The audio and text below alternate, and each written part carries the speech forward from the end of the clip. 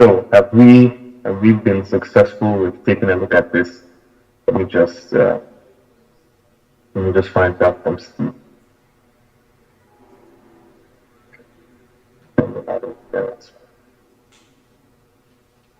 So I'm sure you saw a picture, or you're taken to the website of the World Poverty Clock, and you could see how many people were leaving poverty and those that were being added to the world's poor.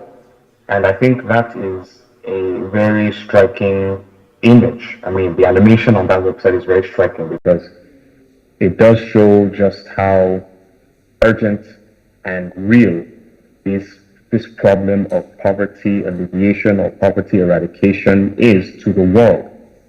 And thinking about it in that way really helps you see just why there have been global efforts towards poverty reduction, why there have been commitments by countries to reduce their nation's poor, why it was part of the Millennium Development Goals and ended up being part of the Sustainable Development Goals. And I was reading something from a staff of the UN, and though the person was pretty optimistic, they were a bit honest in saying that there's a lot that has not been met in terms of the Sustainable Development Goals, and it would require the buy-in of states. But there was a realization that for the first time in a long time, there has been that buy-in, that consensus really by nations to eliminate poverty. So this website, the animation on that website, was essentially to help us, really frame this conversation around poverty reduction. So for those of us who are buffs about history and international relations, I'm sure they know what that image on the left side of the screen represents. No, it's not the silhouette of someone's head. It's actually a country. So we'll just quickly take a look at some definitions.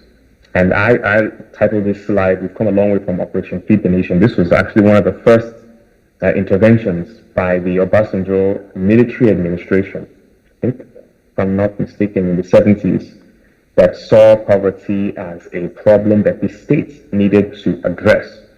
Despite the fact that military governments are designed the way they are, this was a realization or an acceptance that there was something that needed to be done about poverty. And how that was done was through feeding, food security, and nutrition.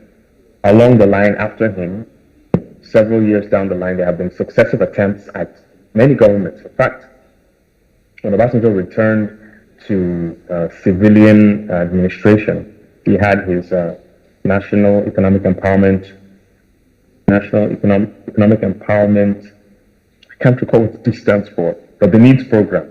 And there was the SEEDS program at the level of the states, and Yardua and Jonathan and President Buhari today have had their own forms of poverty eradication programs.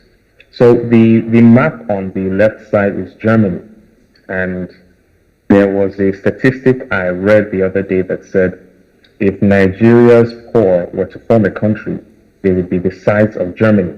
And that statistic was about 2 years old, and it referenced about 70 to 80 million people, which is the population of today's Germany.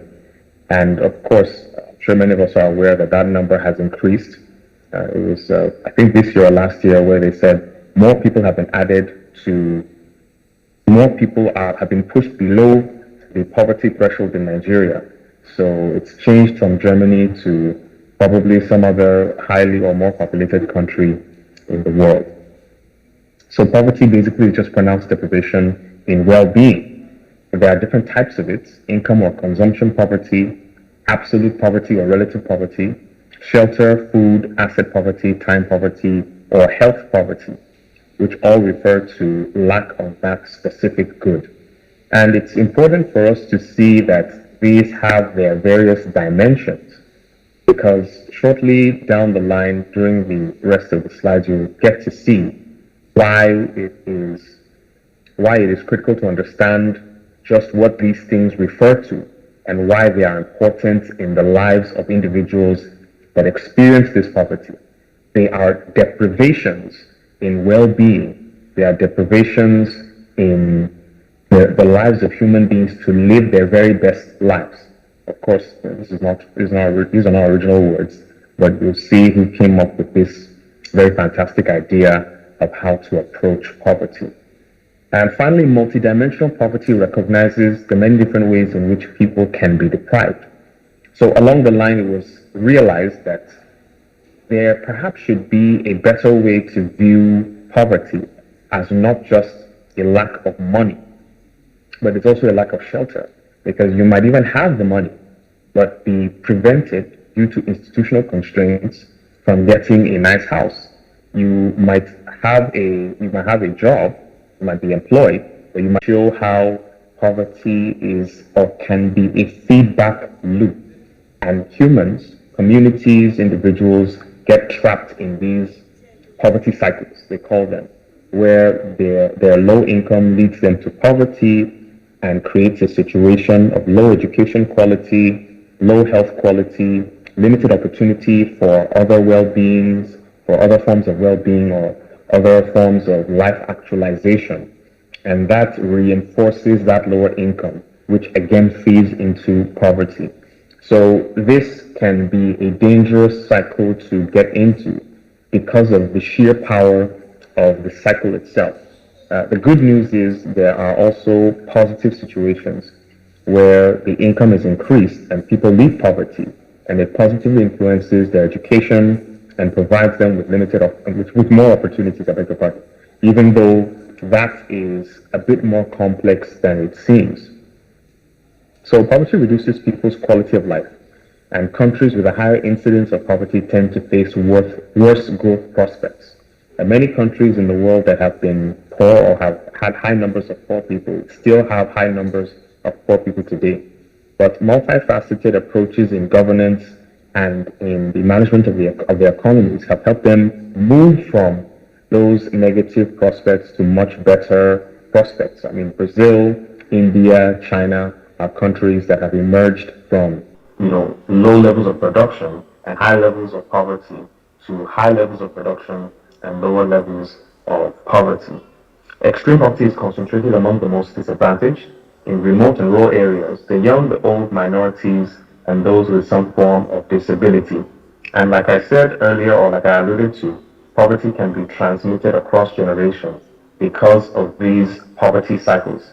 Because the poor will have children that are born into that cycle, and it will take a lot for them to escape those poverty traps unless they have some intervention or program that lifts them out of that state. So for a tale of two worlds, I decided to take a statistic of how much individuals spend on their food and other spending, other consumables, other income line items. And the evidence shows that the average person in a low income country, as you can see, spends about 2/3 of their income on consumption or on food, as the case may be. You hear things like, or you hear arguments against the raising of consumption taxes. I think the Nigerian government intends to raise some of the taxes on consumption because they see it as a means to create more revenue. Now, that may be an approach or a method, but it might also serve to impoverish persons that are already poor. So, wow, that's 6 minutes left. I will try and rush. Yes, so basically that's just to show you how much people are spending. And the drivers of poverty are lack of inclusive economic growth, insecure jobs, low wages, limited opportunities. The poverty headcount rate for Nigeria shows the number of states that have the highest numbers of poor.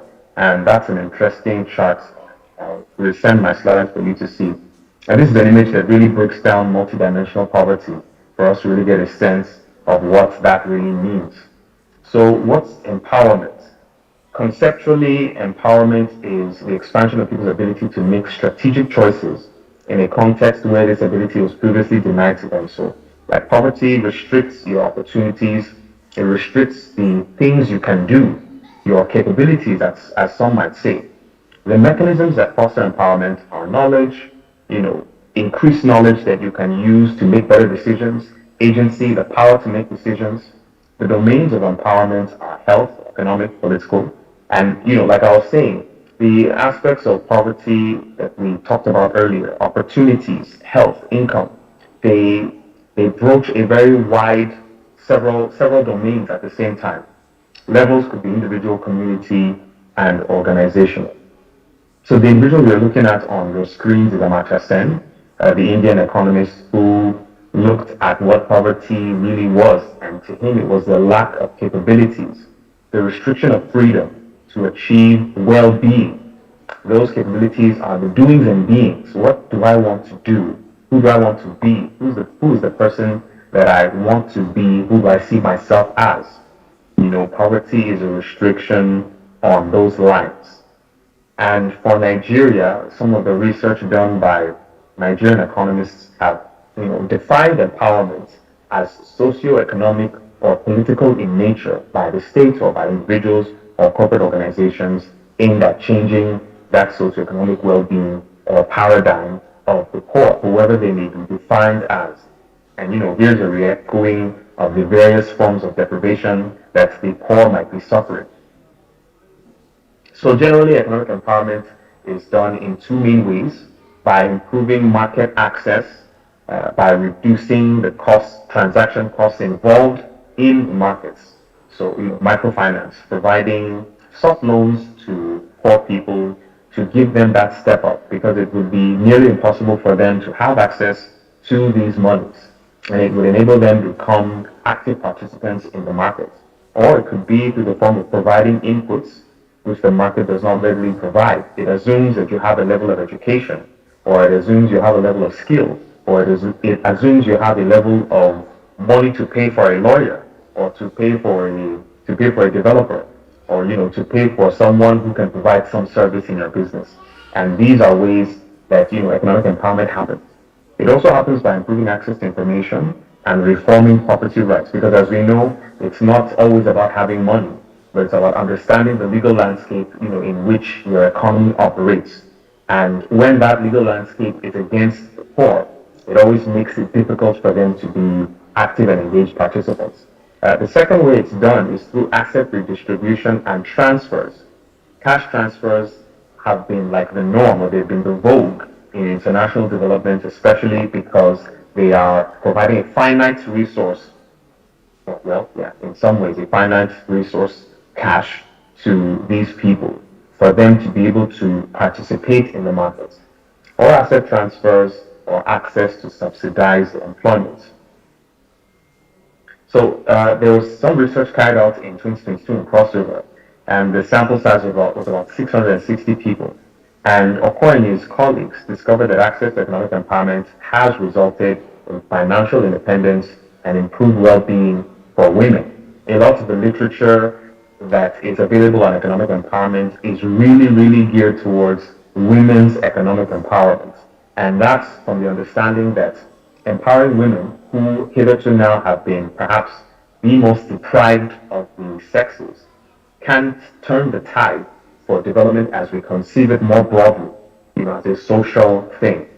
But Fox and Romero, though they agree, but they argue that it is not enough, to only provide financial independence. Development and empowerment are much more than just money. So economic empowerment seems to work, sure, but Jones argues in her review of the Bolsa Familia program in Brazil, saw that yes, there were, material changes that were secured from an intergenerational perspective, more than one person, but several people across several timelines. But she was not sure, because it wasn't clear if these changes provided basis for pathways out of poverty or for an expected degree of social mobility. So are you able to move from being low income to middle income to high income?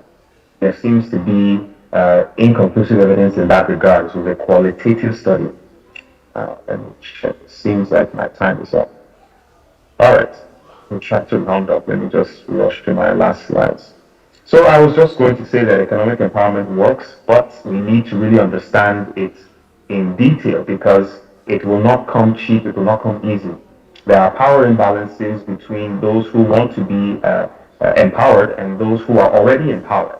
And this could result in conflict and even retaliation by those in more powerful positions.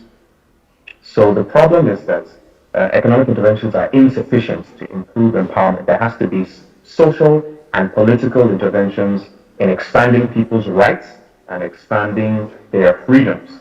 And all of this must be dependent on the context in which the country operates in. So what do? We need to pay more attention to context, bring politics and society to center stage. Combining interventions would more likely be a way out to increasing our returns. Trust has to be built between the government and communities. Experimentation and clinical diagnostics on the problem needs to be improved.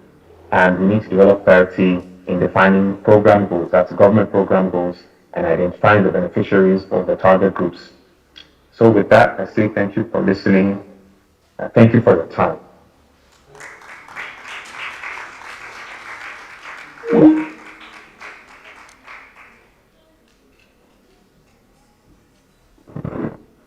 Okay, we are almost getting to the end of today's event. But before I introduce our next moderator, our last moderator for today, let's just do this one more time. I'll call on a man to help me pick.